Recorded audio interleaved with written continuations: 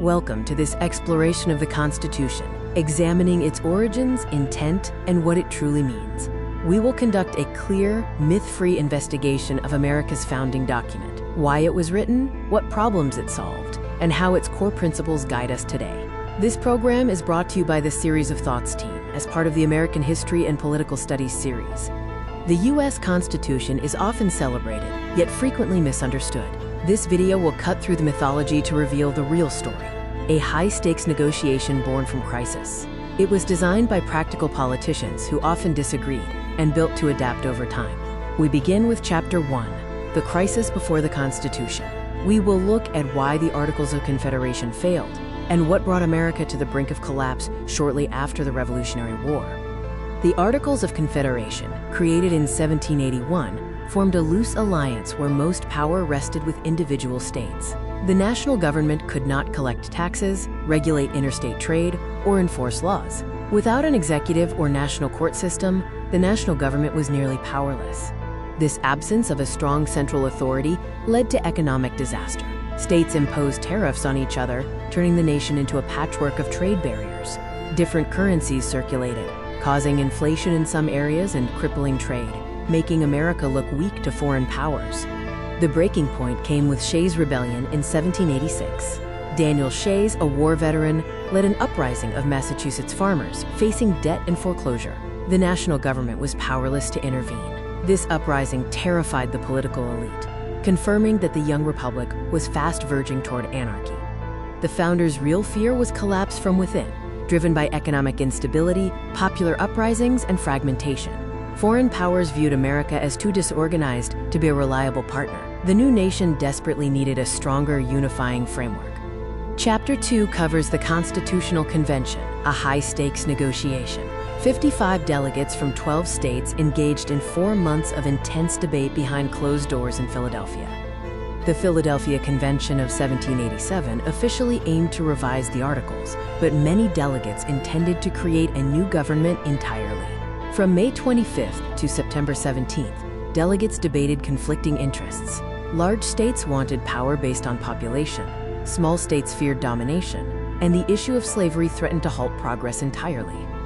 The first major clash was between the Virginia Plan, which proposed representation based on population, and the New Jersey Plan, which proposed equal representation for all states. The convention deadlocked for weeks, nearly collapsing under the weight of these disagreements. The Great Compromise, brokered by Roger Sherman, saved the convention. It created a bicameral legislature, the House, based on population, and the Senate, providing equal representation for every state. This pragmatic deal allowed the convention to move forward. The 3/5 Compromise was a cynical deal concerning slavery and representation. Enslaved individuals would count as 3/5 of a person for representation and taxation. This gave Southern states extra power while denying humanity to the enslaved. This unresolved moral contradiction was postponed, leading inevitably to the Civil War. The Founding Fathers were not a unified group. They fiercely disagreed on the size of government, executive power, the role of democracy, the future of slavery, and whether to include a Bill of Rights. The Constitution is a result of these deep ideological conflicts. Chapter 3 focuses on the architecture of the original Constitution. We examine how 7 articles created a system of government designed to balance power, prevent tyranny, and adapt over time. The Constitution is an architectural blueprint. The length of Article 1 shows the founders' intent. They devoted the most attention to Congress, believing the legislative branch should be the most powerful and its powers carefully defined.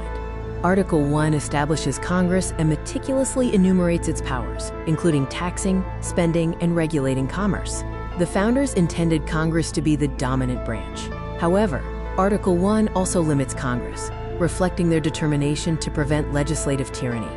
Article 2 creates the presidency, balancing executive energy with accountability. The president is constrained by checks, such as Senate approval for appointments and impeachment. The Electoral College was another compromise, designed to indirectly reflect the people's will. Article 3 establishes the independent judiciary, with judges appointed for life. This insulation allows courts to make decisions without political fear. Through judicial review, asserted in Marbury versus Madison, the judiciary became a co-equal branch, acting as the ultimate check against majority tyranny. Article 4 addresses the states and federalism. It requires states to honor each other's laws through the full faith and credit clause, guarantees citizens of each state equal privileges, and promises federal protection against invasion and domestic violence. Article 5 describes the process for amendments, providing built-in adaptability. Changes require supermajority support, 2/3 of Congress to propose, and 3/4 of states to ratify. This high bar balances flexibility with stability, allowing evolution while protecting core principles.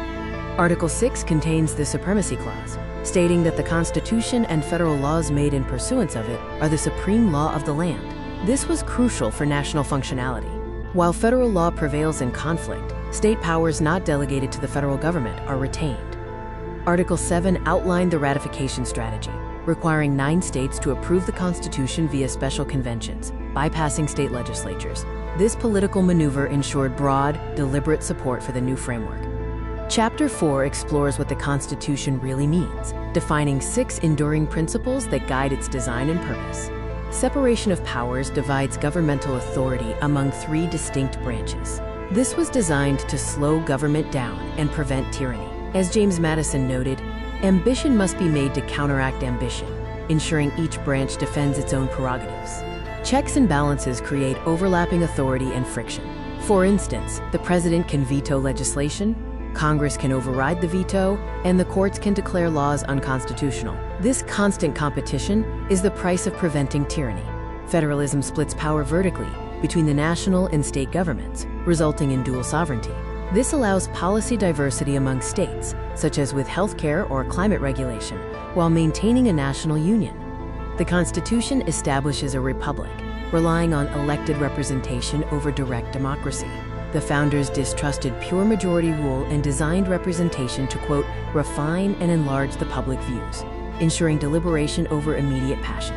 Limited government is based on enumerated powers, meaning the federal government only has the authority explicitly listed. The 10th Amendment reinforces this, reserving all other powers to the states or the people. This principle remains a source of ongoing debate. The Constitution's adaptability is its genius. The founders knew they couldn't foresee everything, so they provided the amendment process and wrote broad provisions. This tension between stability and flexibility allows the document to adapt through formal amendments, judicial interpretation, and political evolution. Chapter 5 explores the ratification battle, how Federalists and Anti-Federalists fought over the Constitution's future, and why the Bill of Rights became the compromise that sealed the deal. The ratification fight was a battle of ideas. Federalists supported the strong national government outlined in the Constitution. Anti-Federalists feared tyranny and demanded explicit protections for individual liberty, leading to one of history's great public debates about governance. The Federalist Papers, 85 essays written by Hamilton, Madison, and Jay, offered the definitive explanation of the Constitution's design principles. Essays like number 10 and number 51 explained how factions and tyranny would be controlled by the new structure. The Bill of Rights became the deal sealer. Anti-Federalists refused to ratify without explicit protections for individual liberties. James Madison drafted the 10 Amendments, which were ratified in 1791, securing rights such as free speech, religion, and due process. To summarize, the Constitution was born from crisis and built through compromise. It was designed for conflict, intentionally creating friction to prevent tyranny. It was imperfect and incomplete, meant to be amended and reinterpreted over time, serving as the framework for all our modern political debates. The Constitution is a practical blueprint created by ambitious, flawed politicians.